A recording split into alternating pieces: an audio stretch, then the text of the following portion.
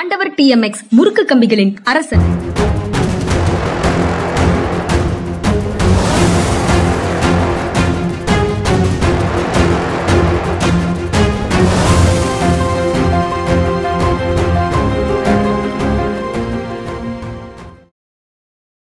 வணக்கம். இது மனிதா மனிதா சார். வணக்கம் சார். வணக்கம்ங்க.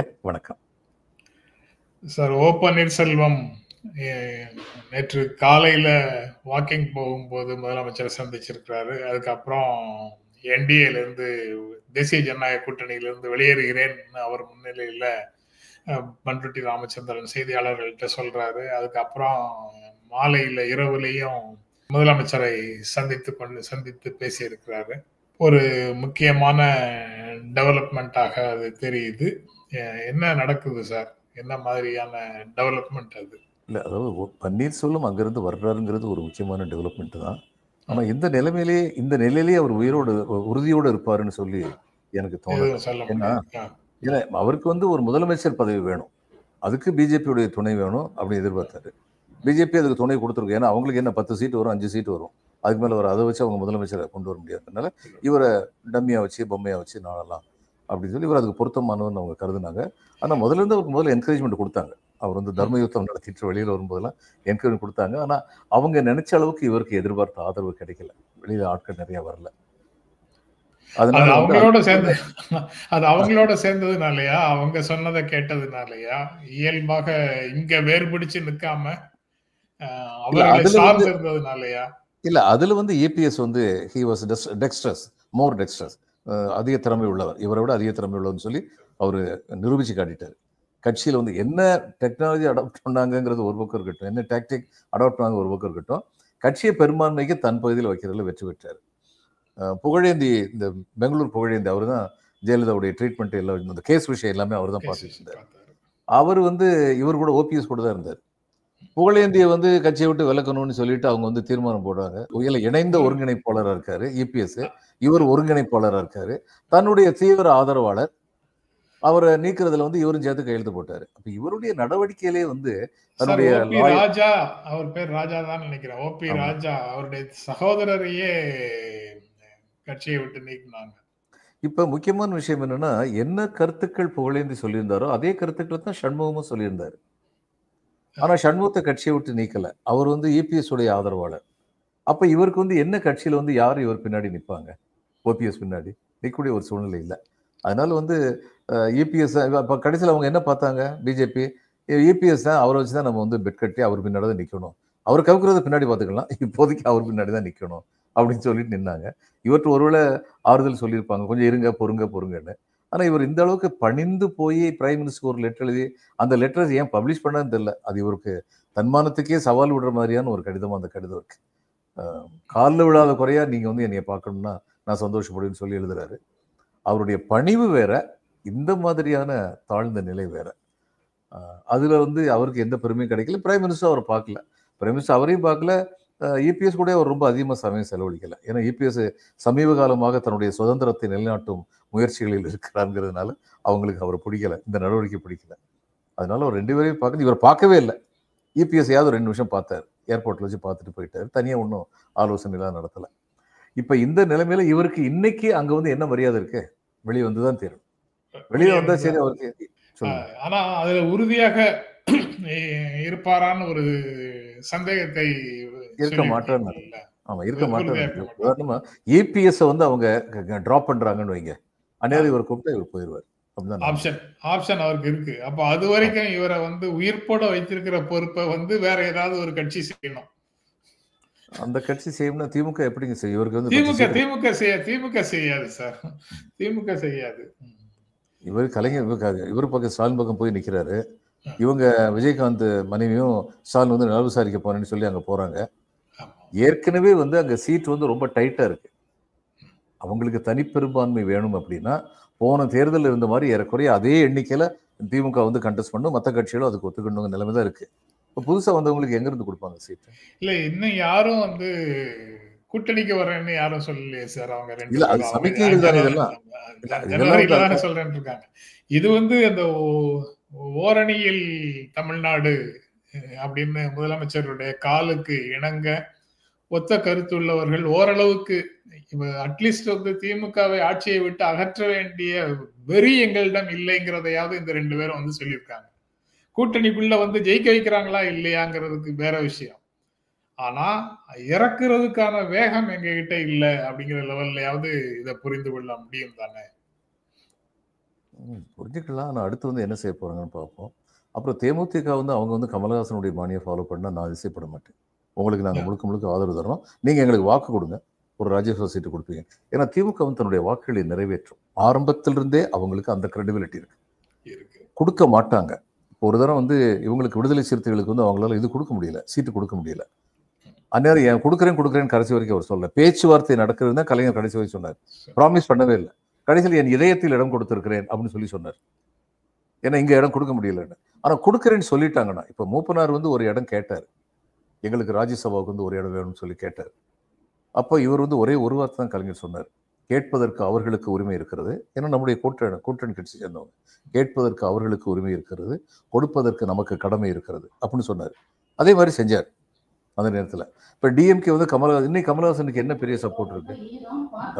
அதாவது கமலஹாசன் கட்சியை பலவீனப்படுத்துவதில் கமலஹாசனை விட அதிகமாக யாருமே வேலை பார்க்கவில்லை. அந்த நிலைமை தான் இன்னைக்கு வந்து அவர் பண்ணது. போனது அசம்பிளி எலெக்ஷனுக்கு அப்புறம் அவர் பண்ணிக்கிட்டது.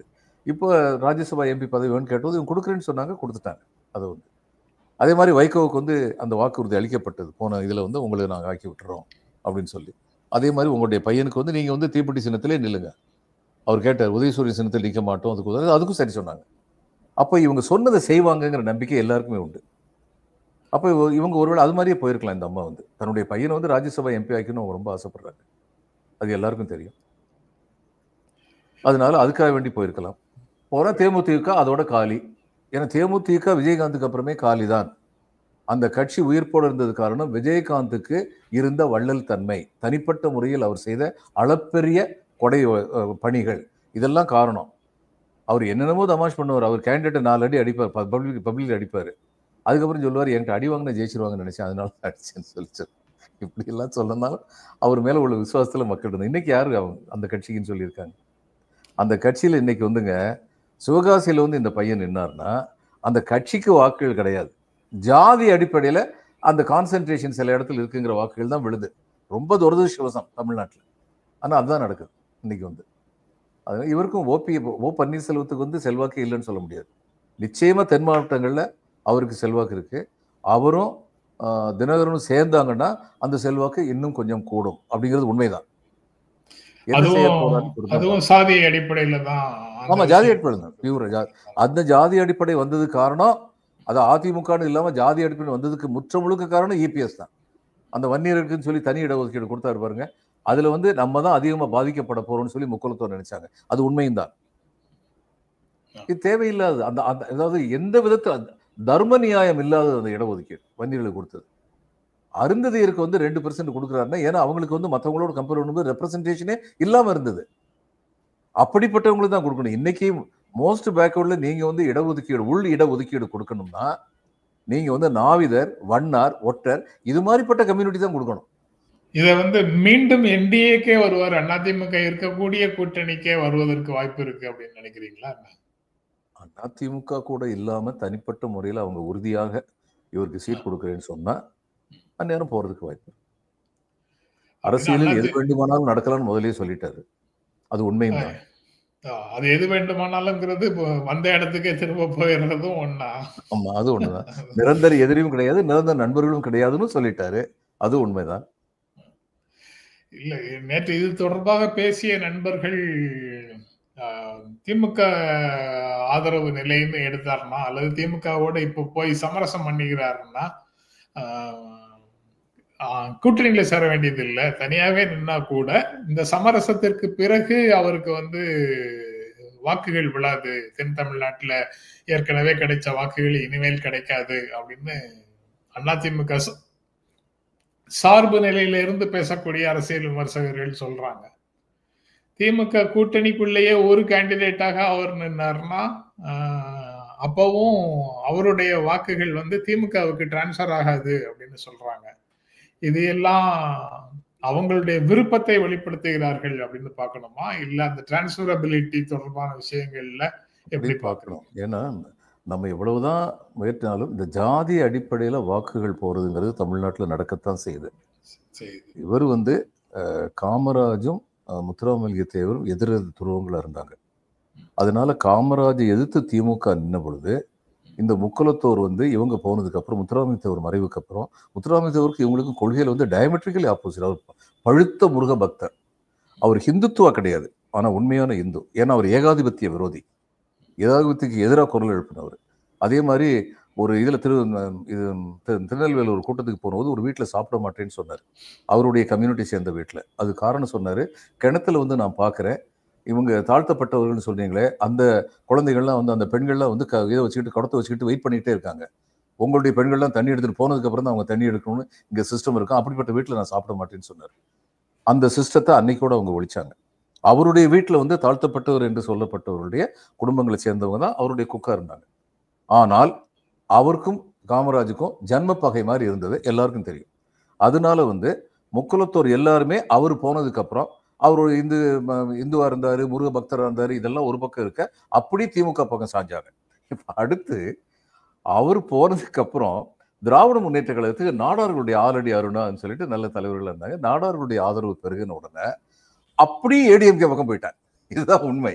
இந்த முக்குலத்தோர் வந்து பெரும்பான்மை அப்படி ஏடிஎம்கே பக்கம் போயிட்டாங்க.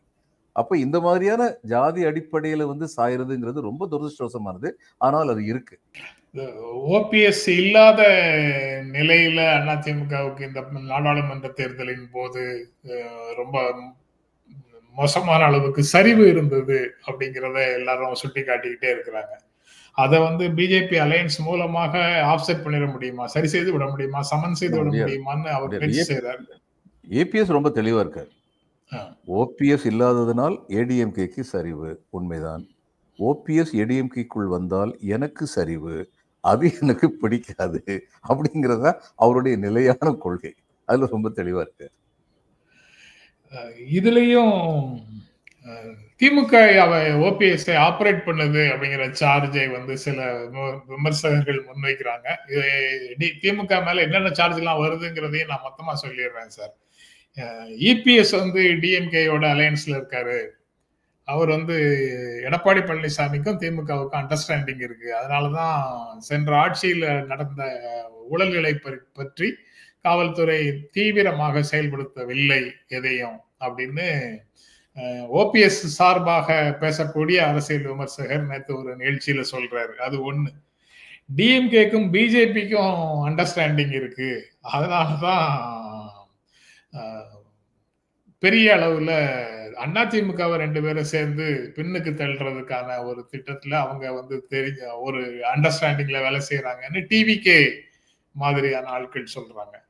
அதுக்கப்புறம் டிஎம்கேக்கும் டிவிகேக்கும் அண்டர்ஸ்டாண்டிங் இருக்குன்னு நாம் தமிழர் மாதிரியான நண்பர்கள் சொல்றாங்க. ஏன்னா திமுகவுக்கு தான் அவர்களுக்கு எதிரான வாக்குகள் பிரிந்து செல்வதன் மூலமாக லாபம். அதனால விஜய் நிறுத்தினதே திமுக தான் அப்படின்னு அந்த பெருமையையும் திமுகவுக்கு நாம் தமிழர் போன்றவர்கள் சொல்றாங்க. அப்புறம் டிஎம்கேக்கும் என்டிகேக்கும் நாம் தமிழருக்கும் அண்டர்ஸ்டாண்டிங் இருக்கு.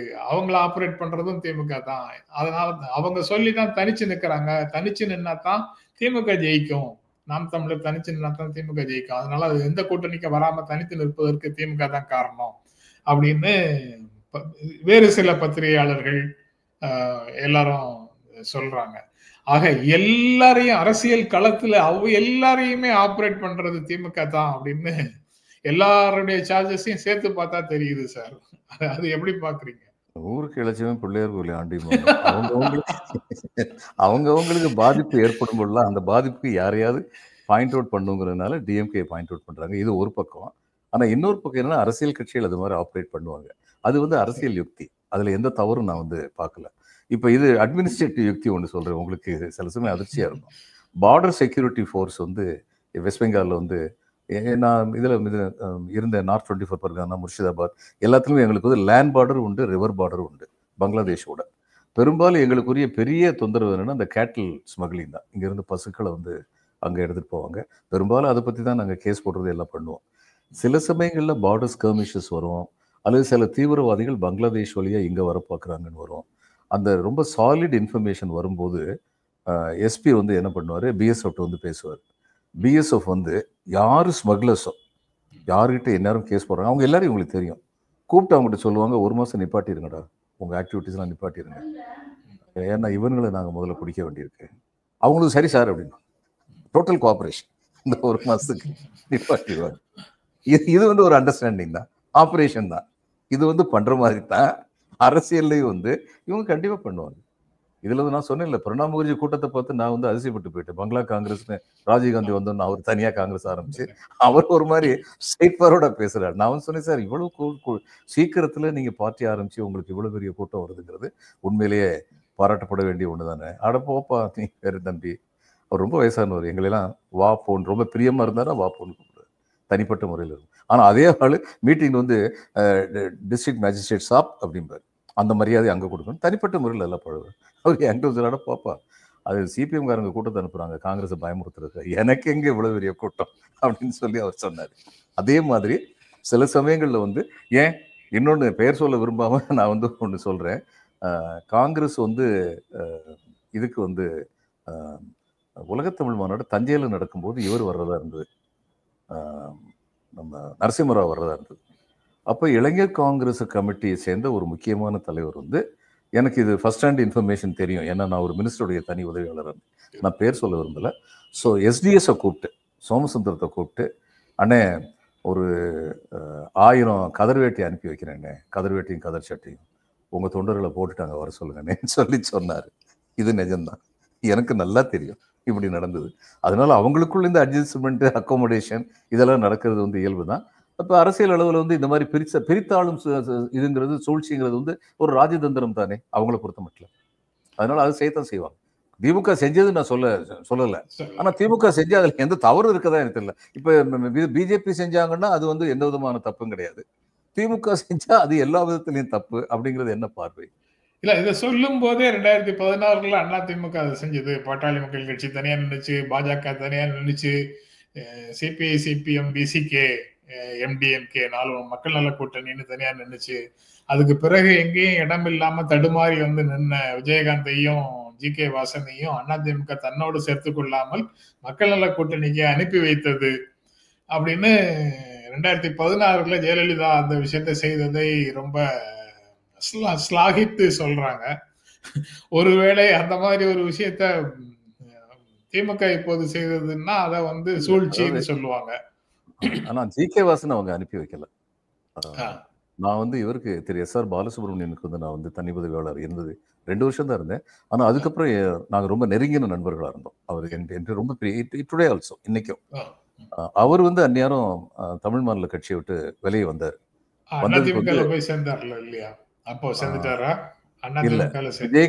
விஜயகாந்த் கூட வந்த உடனே இவர் அந்நியாரம் இதுக்கு போல அதிமுக போல முதல்ல விலையை தான் வந்தார்.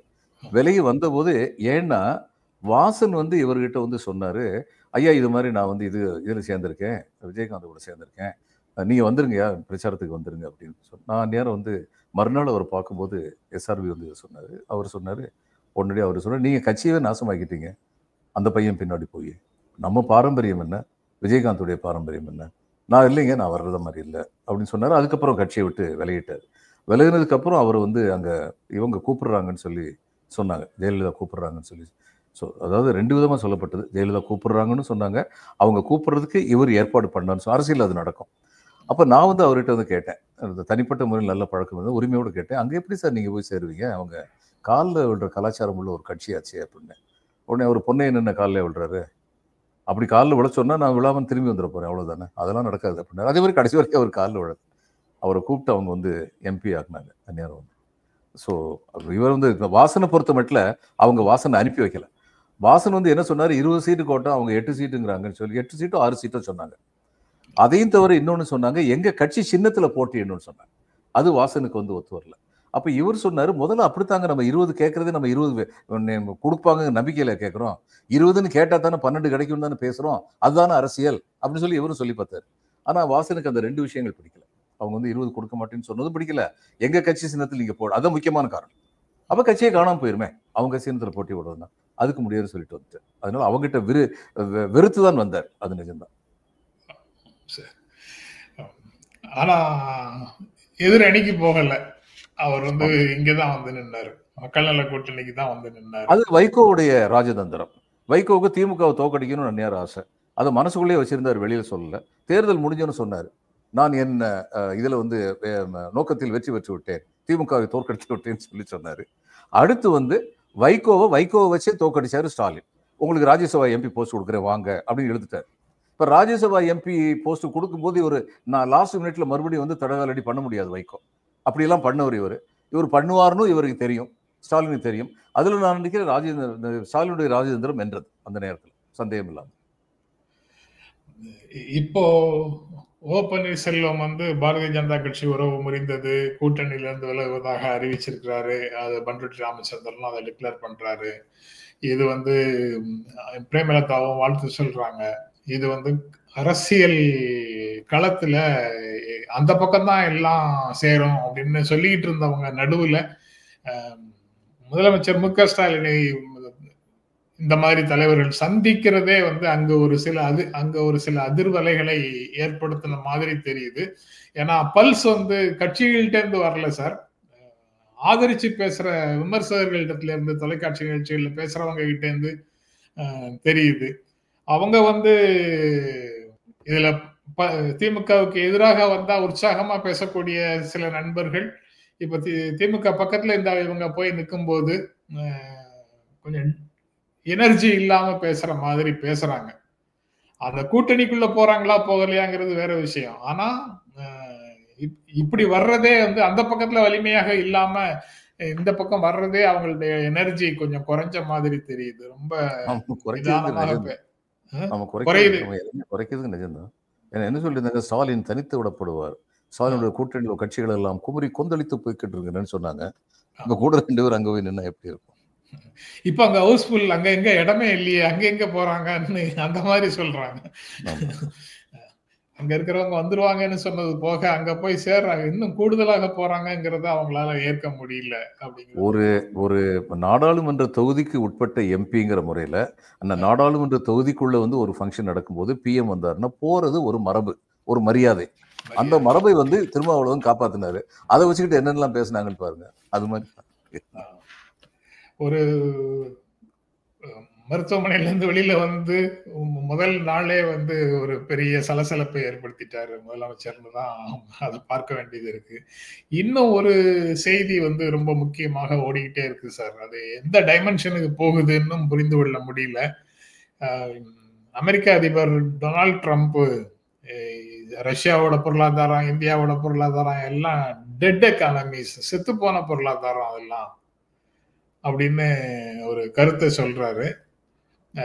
இங்க வந்து பொருளாதாரத்தையே நாங்க பயங்கரமாக நிமிர்த்திட்டோம், நாங்க 3வது இடத்தை நோக்கி நகர்ந்து கொண்டு இருக்கிறோம் அப்படின்னு எல்லாம் சொல்லிட்டு இருக்கிறாங்க. ஆனா அது செத்து போன பொருளாதாரம்னு நம்பர் 1லயோ 2லயோ இருக்கக்கூடியவங்க அது யாரு சார் இருக்காங்க? இவங்கதான் இப்போதைக்கு இருக்காங்களா? சீனா வந்துருச்சா தெரியல. அந்த முதல் 2 இடத்துல இருக்கக்கூடியவர் சொல்றாரு. அவர் சீனாவை சொல்லல, ரஷ்ய பொருளாதாரம் செத்து போய் கிடக்குன்னு சொல்றாரு, இந்திய பொருளாதாரம் செத்து போய் கிடக்குன்னு சொல்றாரு. இது கோபத்துல சொல்றதா இல்ல உண்மையான நிலைமையா?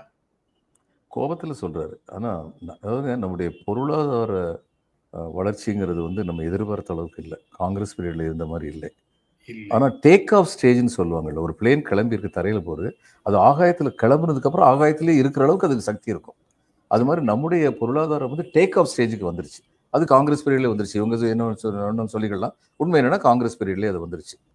இப்போ இந்த பொருளாதார முன்னேற்றத்தை வந்து யாரும் தடுக்க முடியாது.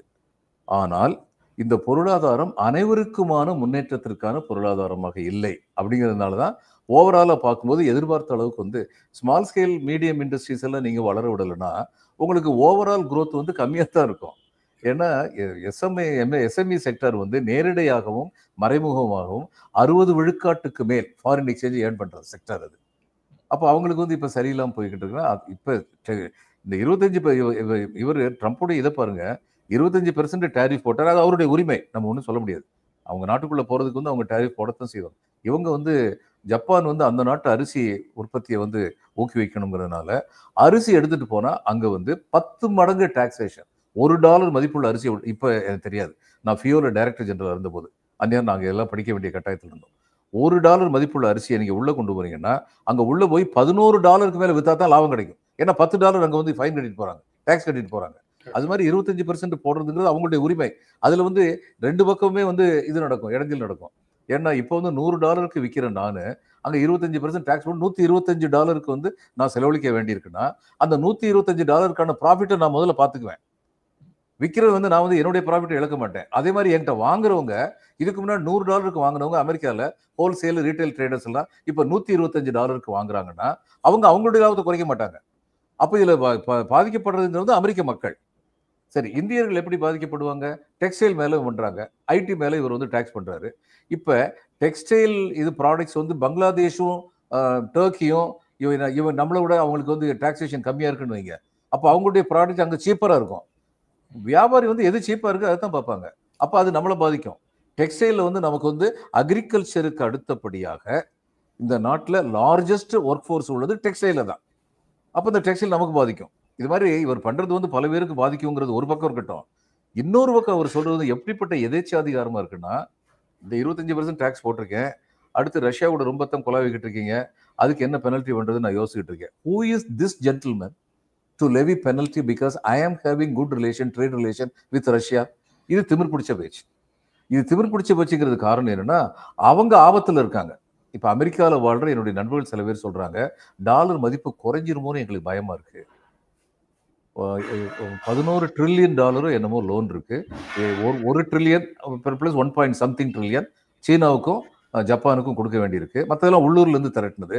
இவர் உள்ளூர்ல திரட்டினது வந்து கொடுக்காமலே விட்டுருவாரு. அந்த டாக்ஸ் கன்செஷன் இந்த டாக்ஸ் கன்செஷன் கொடுக்காமலே விட்டுருவாரு. எங்களுக்கு பயமா இருக்கு. ஓவரால் இம்பாக்ட் வந்து எங்களுடைய டாலர் மதிப்பு குறைஞ்சிருமோன்னு பயமா இருக்குன்னு சொல்றாங்க. பிரிக்ஸை பத்தி இவருக்கு பயமே அதுதான். Brazil, Russia, India, China, south Africa, இது எல்லாமே வந்து கனிம வளங்களிலும் ஹியூமன் ரிசோர்ஸ்லையும் ரொம்ப பெரிய நாடுகள். இந்த 5 சேர்ந்து அவங்களுக்குன்னு சொல்லிட்டு ஒரு கரன்சி கொண்டு வந்தாங்கன்னா யூரோ வந்ததுலேயே இவங்களுக்கு ரொம்ப பாதிப்பு.